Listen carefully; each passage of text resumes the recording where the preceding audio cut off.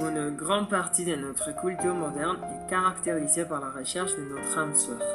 Ces moments où un jour normal devient un événement révélateur qui nous montre un autre être humain avec qui, pour une raison quelconque, nous avons décidé de passer le reste de nos jours ensemble.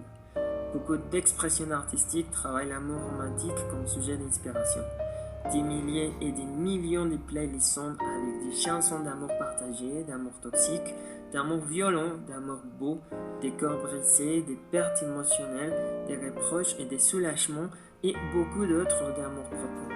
Aujourd'hui, nous naviguons sur les origines d'une date à laquelle le monde a décidé que l'amour doit être prouvé à tout prix. Le jour de la Saint-Valentin. Nous comprenons que c'est là, comme une bonne partie de notre bagage culturel, ne sont pas toujours des roses et des chocolats. Bienvenue dans les folklores antiques parmi tant d'autres. La fête de la Saint-Valentin a beaucoup de versions. Nous comptons la plus populaire. Nous nous situons à Rome sur le règne de Claudius Gothicus, un moment dans l'histoire plein de guerres et de différences religieuses, car le christianisme était illégal et puni de mort. Pour faire des hommes des meilleurs soldats, ce sera décrété que les gens romains en âge d'aller à la guerre ne pouvaient épouser personne, car avoir une famille créait des vulnérabilités et des attachements qui nuisaient à la conduite d'un soldat. Dans ce contexte, nous présentons notre personnage, un homme appelé Valentinus, nom qui signifie puissant ou digne. Valentinus était un prêtre ou un évêque qui s'est consacré à des mariages cachés pour les soldats romains qui voulaient avoir une famille et qui voulaient se rapprocher de la foi chrétienne. Il les rassemblait dans des grottes et les baptisait, puisqu'il faisait l'union des amoureux.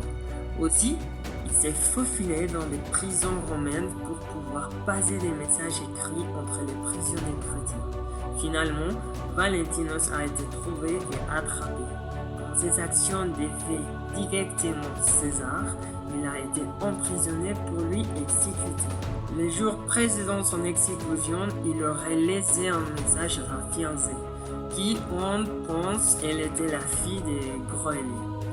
Ces messages étaient un adieu et une déclaration d'amour et d'admiration, signée avec cette phrase si populaire dans les pays anglophones, From your Valentines, ce qui signifie de votre Valentin ou de la personne qui est amoureuse de toi ou amoureux de toi. Ainsi, en 14 février, Valentinus a été décapité et enterré dans les catacombes romaines. La Saint-Valentin et cette légende est vraiment une stratégie de l'Église catholique pour remplacer les fêtes païennes de la Lupercalia, une fête dédiée à la fertilité et à la désouche qui a nourri Rome misérables. Lors de cette fête, on se rendait dans une grotte où l'on sacrifiait plusieurs chèvres et un chien. Le sang souillait les visages des deux mois nus. Ensuite, ces mois coupaient 2 morceaux de la peau de la chèvre fraîchement sacrifiée et couraient à travers les villages en frappant les femmes avec des morceaux de cuir. Les femmes, heureuses, recevaient les coups avec plaisir, nous croyons que leur fertilité augmentait. À la fin de la course, on tirait des noms et on créait des partenaires sexuels qui se maintenaient toute l'année, jusqu'à 15 février suivant. Historiquement, l'Église a été caractérisée par l'élimination des pratiques païennes et leur remplacement par quelque chose qui parle des martyrs et des personnes qui défendaient la foi. Plus tard, à l'époque médiévale, un poème appelé Parliament of Fowls, où l'on compare l'activité amoureuse des oiseaux et on la satirise, et où la compare aux humains lorsqu'ils tombent amoureux, à commencer par plusieurs traditions qui débouchent sur ce qui est aujourd'hui la Saint-Valentin. Ainsi, notre récit des martyrs donne-nous plein de saints et des poèmes des oiseaux amoureux, que d'une certaine manière nous fêtons aujourd'hui avec des fleurs, des lettres, des rendez-vous et des voitures pleines de post-it. Merci beaucoup de nous avoir écoutés.